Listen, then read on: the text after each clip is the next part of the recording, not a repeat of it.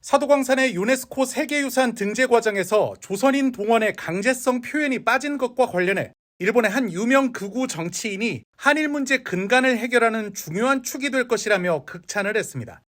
하시모토 도루 전 오사카 시장은 28일 일본 현지 방송에 출연해 강제성은 없는 상황에서 노동 환경을 잘 돌아보자는 건 정말 한일 관계를 근본적으로 해결하는 것이라며 이보다 더 외교적 해법은 없다고 밝힌 것으로 알려졌습니다. 하시모토 전 시장은 그러면서 이는 기시다 총리와 윤 대통령의 큰 외교적 성과라고 강조했습니다. 사도광산 세계유산 등재 과정에서 조선인 노동자와 관련한 기술에 강제성 같은 표현이 들어가지 않은 결론을 높이 평가한 것으로 보입니다.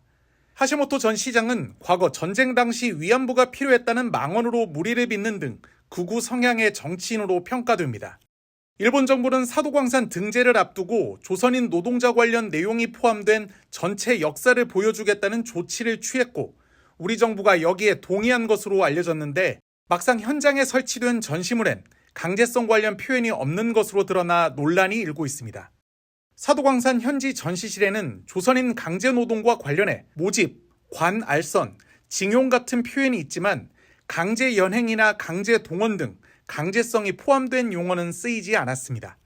일본 정부 대변인인 하야시 요시마사 관방장관은 일본이 자랑하는 문화유산의 가치를 세계적으로 인정받아 매우 기쁘다면서도 전시시설의 강제노동 관련 내용이 충분히 반영되지 않았다는 비판이 한국에서 나오는 데 대해서는 별다른 반응을 내놓지 않았습니다.